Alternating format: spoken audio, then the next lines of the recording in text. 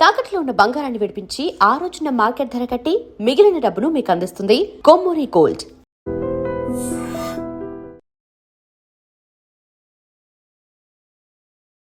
నమస్కారం, welcome to I dream. ధర్మ మార్గం విత్ విజిత కార్యక్రమానికి స్వాగతం.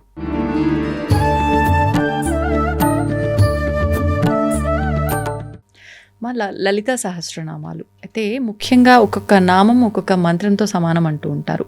ఈ మధ్యకాలంలో చూస్తున్నాము అంటే మనకి ఏదైనా సమస్య ఉంది, ఏదైనా ఇబ్బంది ఉంది, పోనీ ఏదైనా మనకు కావాలి అంటే అందులోంచి దానికి సంబంధించి ఒక నామం కనుక తీసుకొని మనం పారాయణం చేసుకుంటూ ఉంటే కొన్ని రోజుల పాటు దీక్షగా ఖచ్చితంగా మనం ఏ సంకల్పంతో చేస్తున్నామో అది సక్సెస్ అవుతుంది, ఖచ్చితంగా రిజల్ట్ వస్తుంది అని చెప్పి. నిజంగా సమస్యను బట్టి ఒక నామాన్ని ఎంచుకొని చేసుకోవడం ఉత్తమం అంటారా, లేదంటే సహస్రనామాలు మొత్తము చదవటము ముఖ్యం అంటారా? దాని గురించి ఒక వివరణ ఇవ్వండి. లలిత సహస్రనామం అంటేనే అమ్మవారి యొక్క నిగుడమైన మంత్రాలు దాగి ఉన్నాయని అర్థం.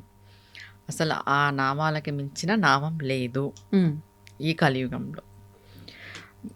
ముందుగా తెలుసుకోవాల్సిన విషయం ఏంటంటే లలిత సహస్రనామాలని పఠించేటప్పుడు జాగ్రత్తగా నేర్చుకొని పఠించాలి. ఇది నేను ఎప్పుడూ చెప్పేది. నేర్చుకొని చదవాలి.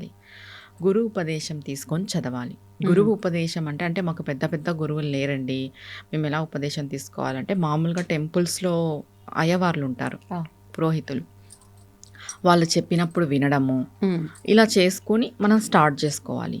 దేనికైనా కూడా అమ్మవారి స్తోత్రాలు, కొన్ని స్తోత్రాలకు ఉపదేశం ఖచ్చితంగా. లలిత సహస్రనామము, సౌందర్యలహరి, త్రిశతి, ఖడ్గమాల, ఇవి ఒకరితో నుండి మనం నేర్చుకునే చదువుకోవాలి. ఓన్గా మొదలు పెట్టడానికి లేదు. ఇది మెయిన్ నియమం. దాని తర్వాత లలిత సహస్రనామాలు అంటేనే చాలా గొప్పవి, ప్రత్యేకమైనవి, విశేషమైనవి. తీరని కామ్యం అంటూ లేదు, అమ్మవారి అనుగ్రహం ఖచ్చితంగా కలుగుతుంది అనేది ఇది ప్రగాఢంగా చెప్పబడింది. ఆ శ్లోకంలోనే, ఆ శ్లోకాలలోనే అంత శక్తి ఉంది. ఇప్పుడు ఒక్క శ్లోకాన్ని తీసుకొని చేసుకున్నా కూడా ఒక్కసారి లలిత సహస్రనామం అంతా పారాయణం చేయాల్సిందే. ఇప్పుడు ఏదో ఒక శ్లోకం పట్టుకున్నాము, ఆ శ్లోకాన్ని మనం 108 సార్లు చేసుకుంటాం. అది ఎన్ని రోజులు అనేది వాళ్ళ ఇది అంటే వాళ్ళు చేసుకునే దీక్ష నియమం బట్టి. కొంతమంది ఒక్క శ్లోకాన్ని 6 నెలలు చేస్తారు, 3 నెలలు చేస్తారు, 40 రోజులు చేస్తారు, 11 రోజులు చేస్తారు, 21 రోజు చేస్తారు, ఇలా చేస్తూ పోతారు. కానీ ఖచ్చితంగా లలిత సహస్రనామాన్ని అంతా పూర్తిగా చదివిన తర్వాత మరి ఈ యొక్క శ్లోకాన్ని పిక్ చేసుకొని అంటే తీసుకుంటారు కదా మనం, ఇది దీని కొరకు అని చేయాలి. ఎంత? 108. అంటే రోజు చేస్తున్నప్పుడు కూడా మొత్తం ఒకసారి కంప్లీట్ చేసిన తర్వాత ఒకటి ఎంచుకోవాలి. మనకి ఏది అయితే కావాలో దాని కొరకు. నెక్స్ట్ సిరీస్లో చేద్దాం ఏది దేనికి అనే విషయము. ఇప్పుడు ఫస్ట్ నియమం ఎలా ఉంటుంది ఏంటి అనేది.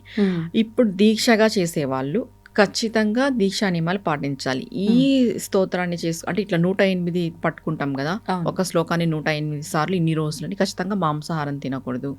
బ్రహ్మచర్యం అనేది వాళ్ళ అండర్స్టాండింగ్. భార్యాభర్తలకి బ్రహ్మచర్యం చెప్పలేదు ఎక్కడ. ఇది ఒకటి, ఖచ్చితంగా మాంసాహారం తినకూడదు. తర్వాత ఏ టైంలో చేస్తున్నాం అనేది కూడా నియమం. సమయపాలన చాలా అవసరం. కొంతమంది 108 పొద్దున సాయంత్రం చేస్తారు. అది ఆ శ్లోకాన్ని పొద్దున సాయంత్రం చేసుకుంటే చాలా మంచిది. చెప్పాలంటే ఒక్కసారి కాకోకున్నట్టు డేకి 2 times చేసుకుంటే ఇంకా మంచిది.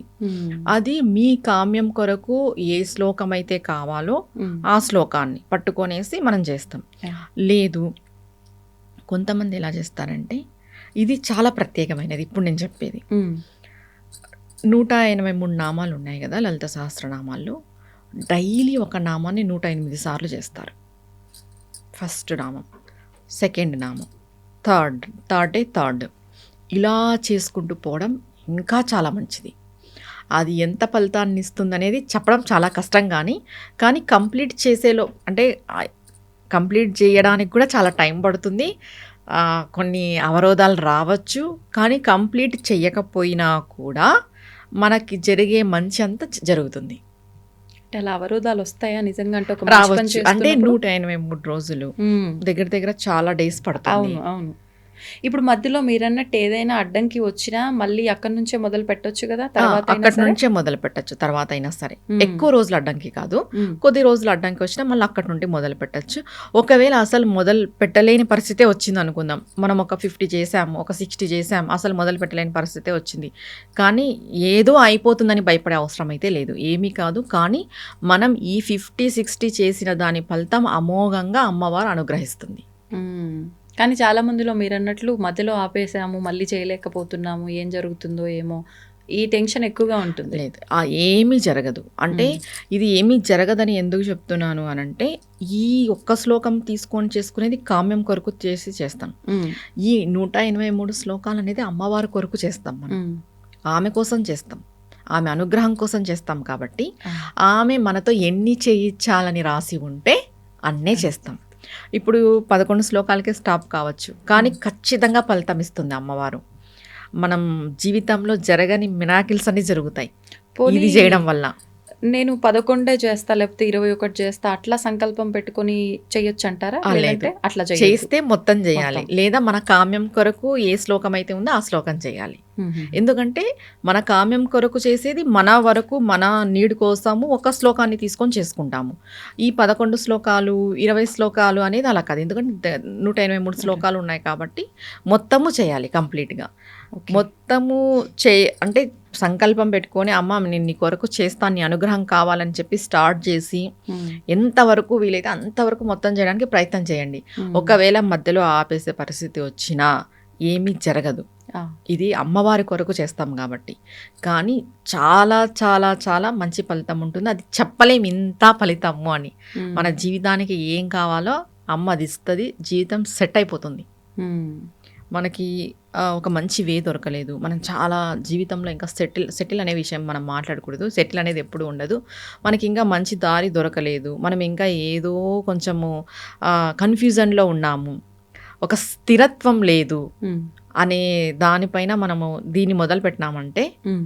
ఏ ఎనీ కన్ఫ్యూజ్ అయినా సరే ఖచ్చితంగా అమ్మవారి దారి చూపిస్తుంది. మ్మ్. మన కామ్యం కొరకు చేసే ఒక్క శ్లోకం కంటే మ్మ్. ఇలా అన్ని శ్లోకాలు డైలీ 108 సార్లు చేసుకుంటూ పోవడం వల్ల వితిన్ 5 to 6 months టైం పడుతుంది మ్మ్. ఇది అయిపోవడానికి. కంప్లీట్ అవడానికి. చేసి చూడండి, అద్భుతాలు ఖచ్చితంగా జరుగుతాయి, ఆ అద్భుతాలు మీరే చూస్తారు మ్మ్. ఖచ్చితంగా. ఇది అంటే మాకు అనుకున్న ఫలితం వచ్చింది కదా అని కొన్నిసార్లు నిర్లక్ష్యం చేస్తూ ఉంటారు చాలా మంది. చెయ్యొద్దు అలా. అలా మనకి చేయకుండా- చేసుకునే వీలు ఉంటే ప్రతిరోజు చేసుకునే వీలు ఉంది, మ్మ్. చెయ్యండి. ఇంకా అమ్మవారి అనుగ్రహానికి మీరు దగ్గర అవుతారు కదా, అవును, అవునా కాదా? నిజం. ఏది చేసినా కూడా, ఒక శ్లోకాన్ని చేసినా కూడా మ్మ్. మనం లలిత సహస్రనామాన్ని అంతా చదివేసి ఆ ఒక్క శ్లోకము 108 సార్లు చేసుకోవాలి. అమ్మవారికి పానకం వడపప్పు నైవేద్యం పెట్టాలి. తర్వాత అన్నంతో చేసిన పదార్థాలు మన శక్తి కొలది పెట్టుకోవచ్చు. మ్మ్. ఖచ్చితంగా నైవేద్యం అనేది పెట్టి అమ్మవారికి పంచపూజ చేసేసి మనం మొదలు పెట్టుకోవాలి. మ్మ్. అది ఒక్క శ్లోకమైనా ఆ. ఇట్లా అన్ని శ్లోకాల సంకల్పమైనా కూడా. ఓహో. కానీ ఫస్ట్ మొదటగా నేర్చుకొని మొదలు పెట్టండి. ఎవరైనా అయ్యగారులతో కానీ పురోహితులతో కానీ చెప్పించుకొని మొదలు పెట్టండి. ఖచ్చితంగా ఇది ఒక్కడితో నేర్చుకునే చదవాలి, గురువు అవసరం. మ్మ్. గురువు ద్వారా స్వీకరించే మనం చదువుకోవాలి, మ్మ్. ఇది మెయిన్ నియమం. అంటే తప్పులు చదవకుండా ఉంటాము అనా, లేదంటే నియమమే ఎవరి ద్వారా అయినా తీసుకుంటే ఫలితం బాగుంటుంది ఎవరి అనా? ద్వారా తీసుకుంటే, ఇప్పుడు తప్పులు చదువుతామనే భయంతోనే ఒకరితో చెప్పించుకోవాలి అనేది ఉంది. అవును. ఇప్పుడు వాళ్ళు చెప్పిన తర్వాత మనం ఇంకా ప్రాక్టీస్ చేయాలి, ఎలా తప్పులు లేకోకున్నట్టు చదవడానికి ప్రాక్టీస్ చేయాలి. మ్మ్. ఇప్పుడు ఒక శ్లోకం తీసుకున్నాము, ఆ శ్లోకంని కూడా తప్పులు లేకోకున్నట్టు మనం చదవాలి కదా. అవును. అలా ప్రాక్టీస్ చేసి మనం కరెక్ట్గా చదవగలము అన్నప్పుడు ఆ శ్లోకాన్ని పట్టుకొని దీక్షగా ఎన్ని రోజులు వీలైతే అన్ని రోజులు, 11 days, 21, 40 లేదా 3 months, 6 months, మన శక్తి కొలది అది. మ్మ్. మనది ఇంకా పెద్ద కోరిక, ఎక్కువ రోజులు చేయాల్సి వస్తుంది. ఇంకొకటి ఇక్కడ ఒక్క విషయం అర్థం చేసుకోవాలి, 40 రోజులు దీక్ష పెట్టుకున్నారు, మ్మ్. మీరు చేశారు, ఇంకా అవ్వలేదు అని ఎవ్వరూ నిరుత్సాహపడద్దు. ఆ.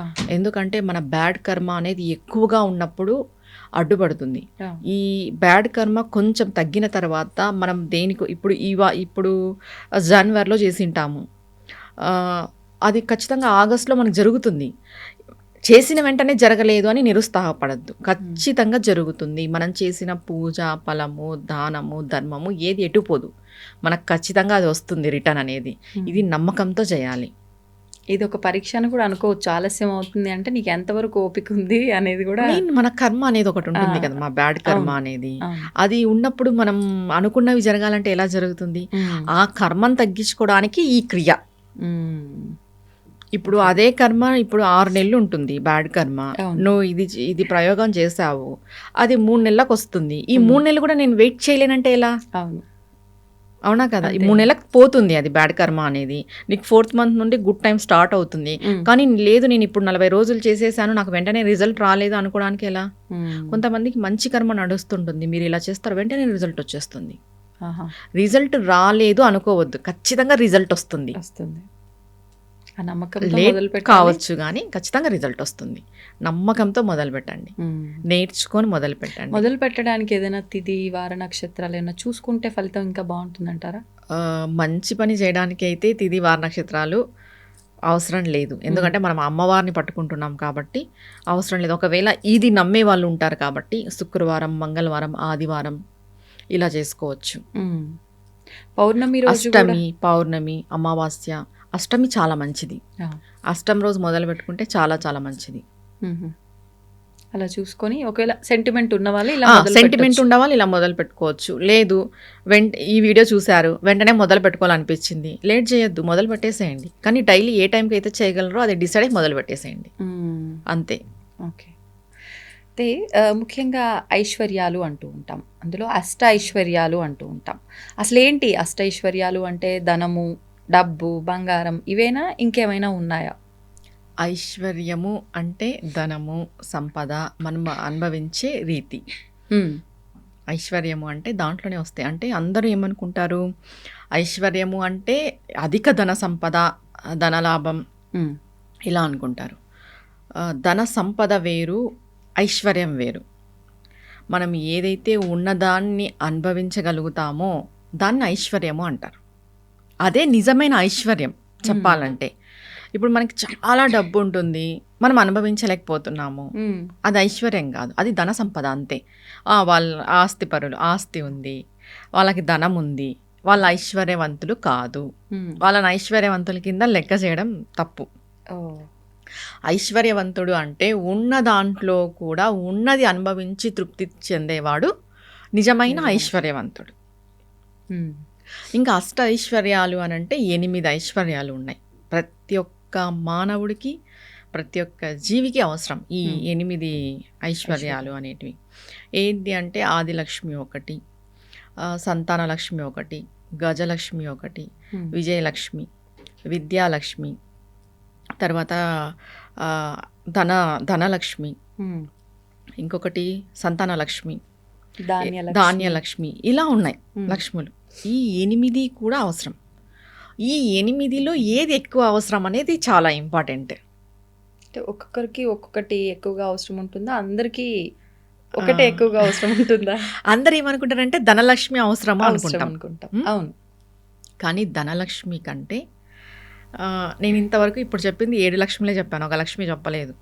ధైర్యలక్ష్మి చాలా చాలా అవసరం అందరికి. ఇప్పుడు చూడు, నీ దగ్గర ధనం ఉంది, సంతానం ఉంది, విద్య ఉంది, విజయం ఉంది, ధాన్యం ఉంది, ఇవన్నీ ఉండి కూడా నీ దగ్గర ధైర్యం లేకపోతే ఏంటి ప్రయోజనం? అంతేగా. మనిషికి ధైర్యం అనేది చాలా చాలా అవసరం. ఎటువంటి పరిస్థితులైనా కూడా ధైర్యం అనేది ఉంటే, ధైర్యంగా ఉంటే ఏదైనా కూడా మనం దాటేయగలం. ఎంత పెద్ద కోటీశ్వరులైనా కూడా ధైర్యం కోల్పోయినప్పుడు ఈ సూసైడ్స్ చేసుకోవడము, మానసిక వేదనకి గురి కావడము, మానసికంగా వాళ్ళు ఒత్తిడి పొందడము, లేదా మెంటల్లీ కొంచెం వాళ్ళు సఫర్ కావడం, ఇలాంటివన్నీ జరుగుతాయి. ఇలాంటివన్నీ ఒక మనిషికి ఎందుకు జరుగుతాయి? ధైర్యం లేకపోవడం వల్ల. చిన్న దానికి కూడా చాలా ఇదిగా ప్రవర్తిస్తారు. హెవీ టెన్షన్ పడ్డము, హైపర్ అయిపోవడము, ధైర్యం కోల్పోవడము, ఇది ఇంత చిన్నది వస్తే ఇంకా ఏదో అయిపోతుంది మా జీవితానికి అనేసి భావనతో చాలా ఎక్కువ ఆలోచన చేసి ధైర్యం కోల్పోయి ఏవేవో డిసిషన్స్ తీసుకుంటారు. ప్రతి ఒక్కరికి అవసరము ధైర్యలక్ష్మిని. దీనికి ఒక కథ కూడా ఉంది. ఒక రాజు దగ్గర 8 లక్ష్ములు ఉంటారనమాట. 8 లక్ష్ములు ఉంటారు. 8 లక్ష్ములు కూడా మాట్లాడుతూ ఉంటారు. మాట్లాడుతూ. ప్రతి లక్ష్మి మాట్లాడుతూ ఉంటుంది అనమాట. ఆ. ఆ రాజుకి చాలా అహం ఉంటుంది. ఉమ్. అహం ఉంటే ఫస్ట్ విద్యాలక్ష్మి వెళ్ళిపోతుంది, తర్వాత సంతానలక్ష్మి వెళ్ళిపోతుంది, గజలక్ష్మి వెళ్ళిపోతుంది, ఆదిలక్ష్మి, విజయలక్ష్మి, ధనలక్ష్మి, ఇలా అందరు వెళ్ళిపోయినా కూడా ఆయన చాలా అహంతోనే ఉంటాడు. ఉమ్. ఒక వ్యక్తి అడుగుతాడు, తర్వాత అమ్మవారు కూడా అడుగుతుంది, మేమంతా వెళ్ళిపోయినా కూడా నువ్వు ఎందుకు ఇంత ధైర్యంతో ఉన్నావు, నీ అహం తగ్గలేదు అని అంటే, మీరంతా వెళ్ళిపోయినా పర్వాలేదు, నా దగ్గర ధైర్యలక్ష్మి ఉంది చాలు, ఈ ధైర్యం మిమ్మల్ని అందరినీ నన్ను తిరిగి తీసుకొని వచ్చేలాగా చేస్తుంది ఉమ్. ఆయన చెప్తాడనమాట.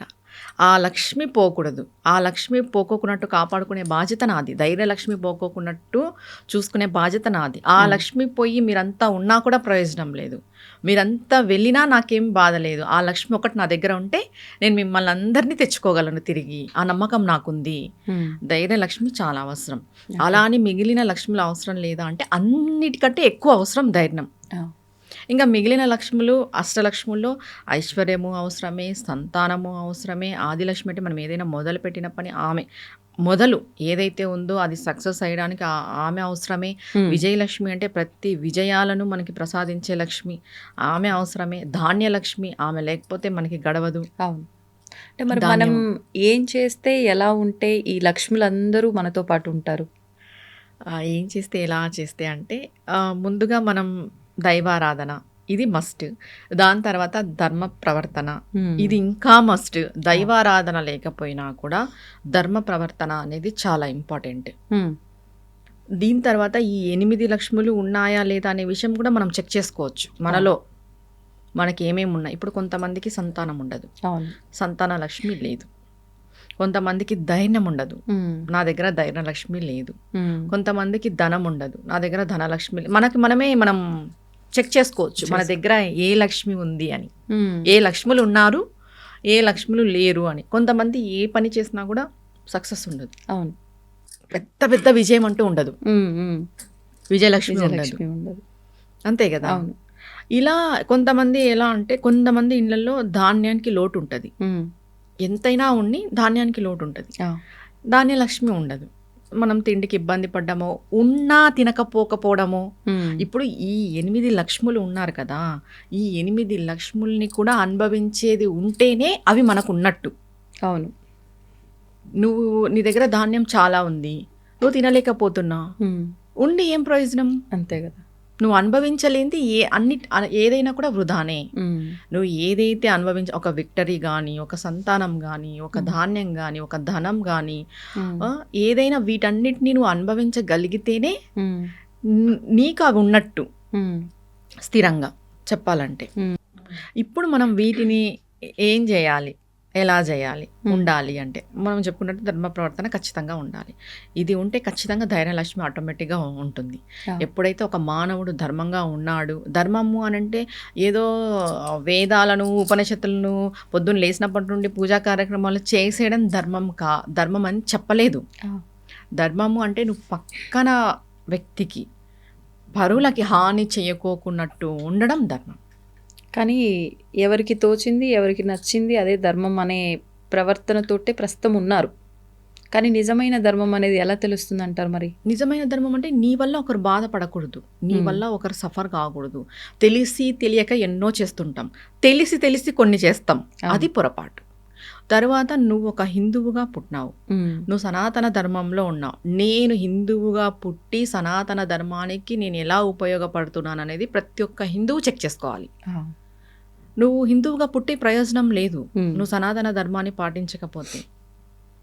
ఏదో ధర్మం అంటే మనం ఎత్తుకొని మోసుకొని తిరిగేది, అదేదో బరువు బాధ్యత, అదేదో పెద్దది అన్నట్టు కాదు. మనం చేసే చిన్న చిన్న పనుల్లో కూడా ధర్మం అనేది ఉంటుంది. సరే, నువ్వు నిస్వార్థం లేకోకున్నట్టు దానం చేస్తావు, అది కూడా ధర్మమే. నువ్వు నిస్వార్థం లేకోకున్నట్టు ఎవరికైనా హెల్ప్ చేస్తావు, అది కూడా ధర్మమే. నువ్వు విద్యను పంచుతున్నావు, అది ధర్మమే. జ్ఞానాన్ని పంచుతున్నావు, అది ధర్మమే. నీ వల్ల ఒకరు బాగుపడుతున్నారు, నువ్వు చెప్పింది విని ఒకరు మంచి నడవడిలో నడుస్తున్నారు, అది కూడా ధర్మమే. ప్రతిదీ ధర్మం కిందే వస్తుంది. తప్పు చేయకూడదు. తెలిసి తెలియక చేసిన తప్పుల గురించి కాదు, తెలిసి చేసే తప్పులు కొన్ని ఉంటాయి. మనకు తెలుస్తుంది మనం చేస్తున్నది తప్పు అని కూడా, కానీ దాన్ని సమర్థించుకొని కూడా కొంతమంది మాట్లాడతారు, అవును, అది తప్పు. మనం చేసింది తప్పు అని తెలిసినా దాన్ని సమర్థించుకొని మాట్లాడి నేనే ధర్మంగా ఉన్నానని చాలా మంది నేను చూసాను వితండవాదం చేసేవాళ్ళని. నిజం.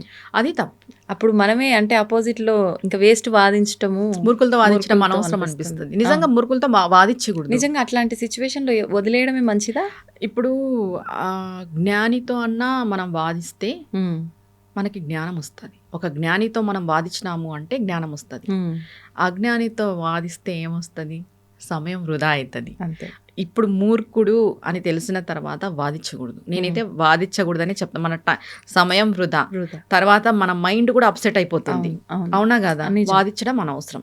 ఇప్పుడు ఈ 8 లక్ష్ములు మన దగ్గర ఉండాలి అని అంటే ధర్మ ప్రవర్తన అని చెప్పాం. తర్వాత ఆధ్యాత్మిక మార్గంలో ఉండి మనం నిత్యము పూజలు చేసుకోవడము, అమ్మవారి స్తోత్రాలను చేసుకోవడము.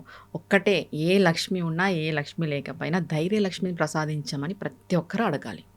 అడగడము అంటే ఏదైనా పరిహారాల జస్ట్ అమ్మవారిని అడిగితే సరిపోతుంది? అడగాలి. అమ్మ, ఏ కష్టం వచ్చినా నిలబడగలిగే శక్తిని మాకివ్వు, ఏ కష్టం వచ్చినా తట్టుకునేగలిగే ధైర్యం మాకివ్వు అనే విషయం మనం ఖచ్చితంగా అడగాలి. ఇప్పుడు మనకు అష్టలక్ష్మి స్తోత్రాలు ఉన్నాయి, లక్ష్మీదేవి స్తోత్రాలు. ఆ అష్టలక్ష్మి స్తోత్రాలన్నీ ఒక్కొక్క అమ్మవారికి ఒక్కొక్క సంబంధించిన స్తోత్రం. మనము ఇప్పుడు ఏ లక్ష్మి అయితే మన దీన్ని ఒక ప్రయోగంగా చేయొచ్చు. ఎలా అంటే ఇప్పుడు 8 లక్ష్ములు ఉన్నాయి కదా, ఏ లక్ష్మి అయితే మన దగ్గర లేదో మనకు తెలుస్తుంది. ఫర్ ఎగ్జాంపుల్ ధైర్యలక్ష్మినే లేదనుకుందాం. ఈ ధైర్యలక్ష్మి స్తోత్రాన్ని ప్రతిరోజు 108 సార్లు ఇలా 40 రోజులు చేసుకోవడం వల్ల మనకు ఆటోమేటిక్గా కాన్ఫిడెన్స్ వచ్చేస్తుంది. ఇది ఓన్లీ ధైర్యలక్ష్మి స్తోత్రానికి ప్రయోగం కాదు. మిగిలిన 8 లక్ష్ములకి మన దగ్గర ధనం లేదు, ధనం కోసం 108 సార్లు అది శ్లోకం వస్తుంది కదా, శ్లోకం వస్తుంది, సపరేట్ శ్లోకం వస్తుంది, 4 లైన్లు వస్తుంది.